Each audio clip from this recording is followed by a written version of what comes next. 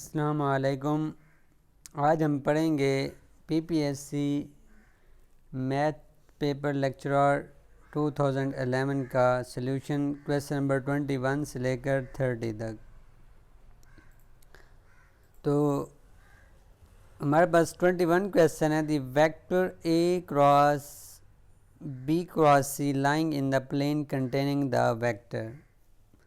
ए option है A B and C plane, A and C plane, B and C plane, B and A plane. तो एक तो इसका simple solution ये है कि हमारे पास जो वेक्टर क्रॉस प्रोडक्ट में ब्रैकेट्स के अंदर होंगे, ब्रेसेस के अंदर होंगे, वो आंसर आ जाएगा सिंपल। इसमें बी और सी जो हैं ब्रेसेस के अंदर हैं, तो बी एंड सी इसका आंसर, सी इसका ऑप्शन हो जाएगा। अब हम पढ़ेंगे इसकी रीज़न क्या है।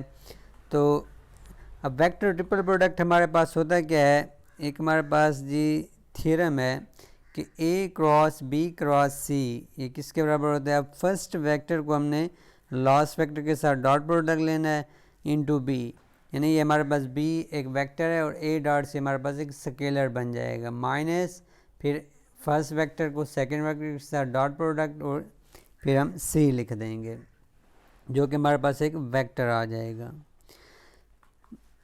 सिमिलरली अगर हम ब्रैकेट्स चेंज कर दें, ब्रेसेस को मीन हमने लास्ट टू वेक्टर के साथ लिखा हुआ था, अब हम क्या करते हैं इसको हम फर्स्ट टू वेक्टर के साथ लिख देते हैं।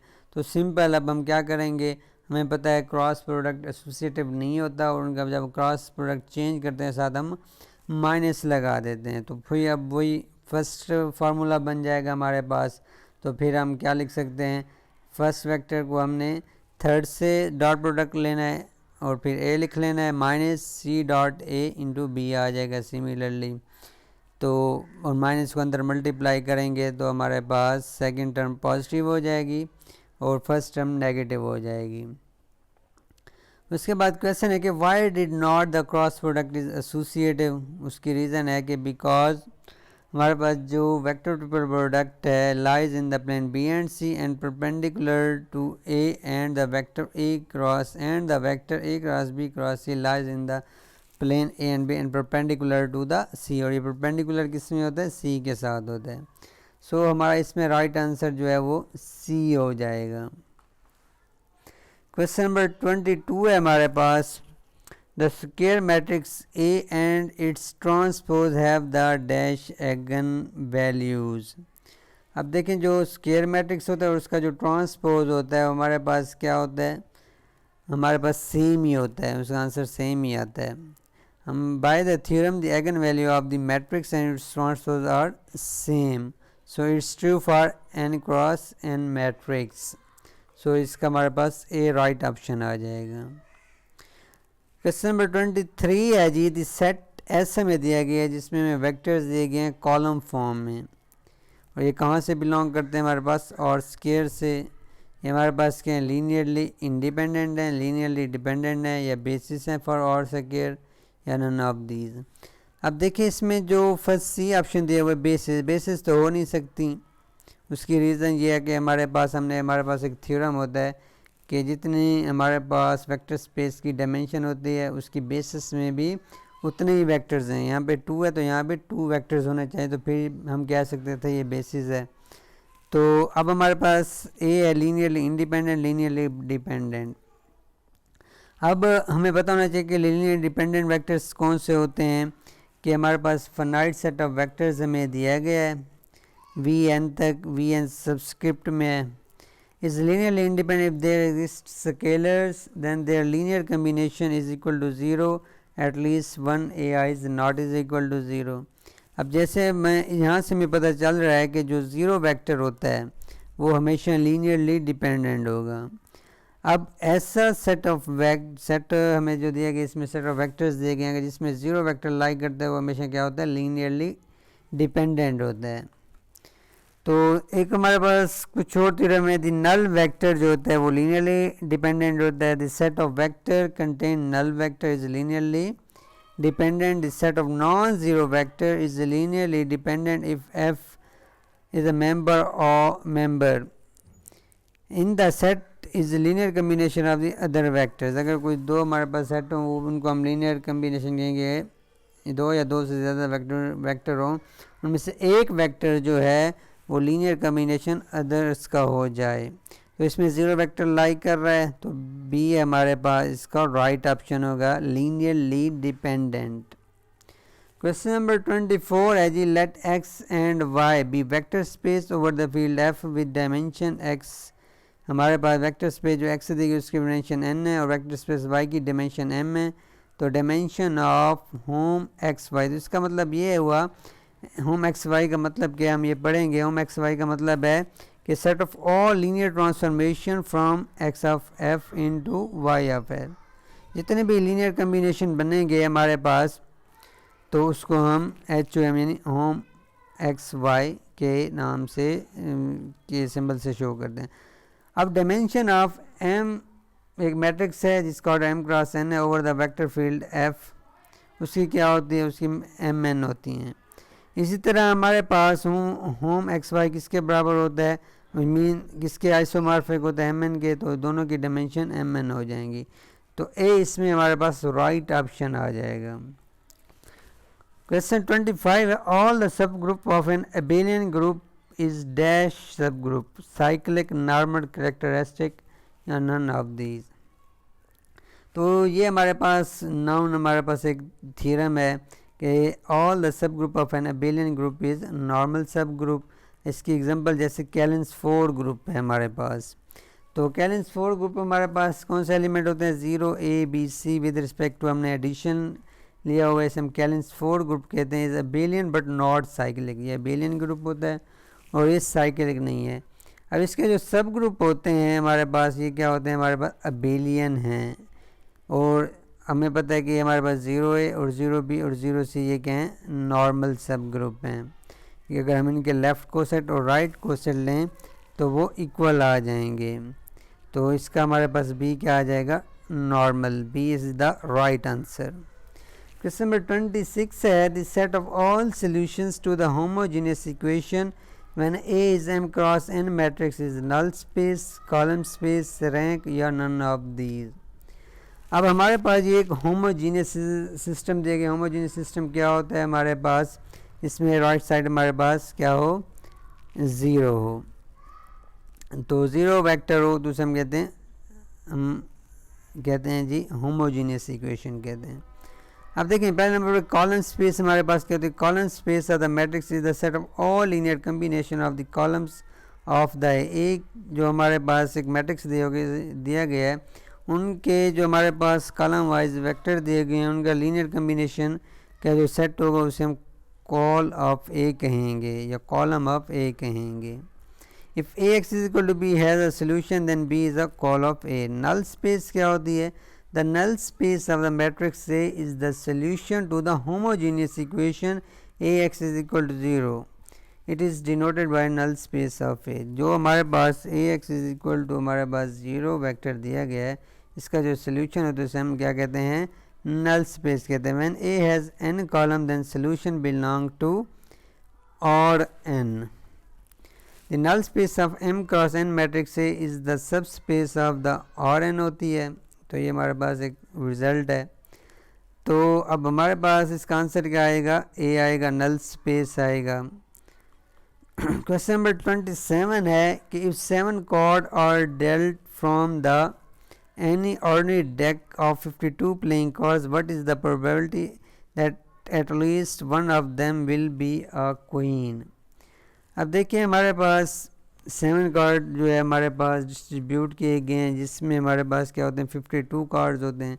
हमने बताना है कि eight least one of them be queen. 7 जो हमने कार्ड जो है उनमें से हमने बताना है कि कम से कम कितने क्वीन हैं। अब एक भी हो सकती है, एक से ज़्यादा भी हो सकती हैं, यानी कि टोटल हमारे पास हमें पता है कि टोटल हमारे पास डेक में कितने कार्ड होते हैं, 52 कार्ड होते हैं, उसमें क्वीन की तादाद जो होती है वो 4 होती है। तो card are chosen 7, so number of card other than queen हमारे पास 48 बच जाएंगे। तो probability of 7 card other than queen, तो हमारे पास क्या बन जाएगी, हमने इसमें क्या करना है, 7 कार्ड्स हम चूज़ कर रहे हैं क्वीन के अलावा। तो हमारे पास क्या बनेगी 48C7/52C7। इसको हम सॉल्व करेंगे। आफ्टर सॉल्विंग तो ये हमारे पास इनके आंसर्स आ जाएंगे, हम डिवाइड कर देंगे तो हमें डिवाइड करने के बाद आंसर मिल जाएगा। उसके बाद क्या probability of at least 1 queen 1 minus, और फिर हम क्या कर देंगे प्रोबेबिलिटी ऑफ 7 का अदर देन क्वीन, तो हमें क्या मिल जाएगी प्रोबेबिलिटी एटलीस्ट 1 क्वीन। तो हमारे पास आंसर क्या आ जाएगा 0.4496 तो इसमें से ये कोई आंसर भी मैच नहीं करता, तो इसमें ये हमारे पास जो है इसके आंसर जो हैं वो रॉन्ग दिए गए हैं। ये correct answer is 0.4496। Question number 28 है if G is an abelian group then which of the following is not true। अगर G हमारे पास abelian ग्रुप है तो कौन सा इसमें हमारे पास ट्रू नहीं होगा।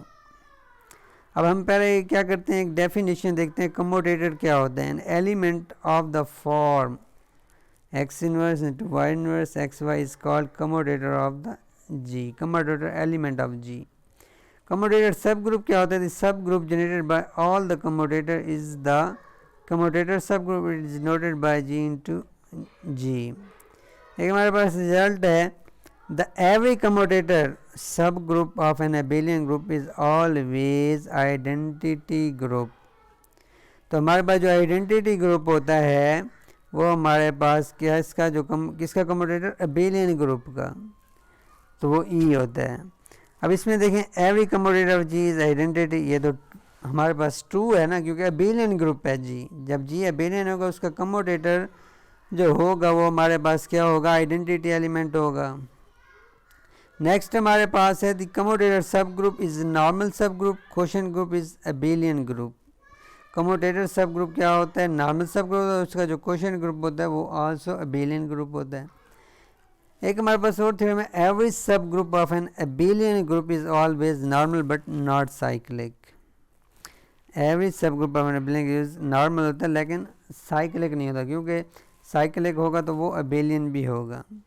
तो इधर क्या दिया हुआ है एबेलियन ग्रुप का सब ग्रुप कभी भी साइक्लिक नहीं हो सकता। तो डी हमारे पास जो है इसका हमारे पास राइट ऑप्शन है और ये रॉन्ग हमारे पास स्टेटमेंट हमें दी गई है। बाकी इसमें जो है if m is the divisor of order of g then g must have a sub group of order m, ये लैग्रेंज थ्योरम से हमारे पास बिलोंग करता है। General centre of g is abelian group. So इसमें d जो है इसमें रॉन्ग स्टेटमेंट दी गई है और डी इसका राइट ऑप्शन है। क्वेश्चन नंबर 29 है every group of order less or equal to 5 cyclic होगा, एबेलियन होगा, नॉन एबेलियन होगा, नन ऑफ दीज होगा। अब इसमें देखें ना 5 तो बिल्कुल ये सिंपल सा क्वेश्चन है। तो एक हमारे पास थ्योरम है every group of prime order is cyclic and every element other than identity is it's generator. अब देखिए अगर हम 5 और 5 से लेस नंबर लें तो हमारे पास पहले 1 आता है 2 3 4 5, तो इसमें प्राइम नंबर कौन से हैं हमारे पास 2 3 एंड 5, तो वो साइक्लिक होंगे। अब हम ऑर्डर 1 और 4 रह गया, तो ऑर्डर 1 का हमारे पास वो क्या हो सकता है साइक्लिक ग्रुप भी है हो सकता है, तो एबेलियन भी है।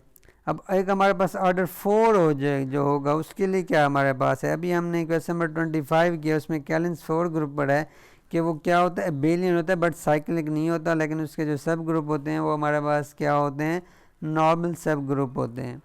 तो क्वेश्चन नंबर 25 अभी हमने देखा है। सो तो हमारे पास क्या बी इसका ऑप्शन है जो कि वो राइट ऑप्शन है।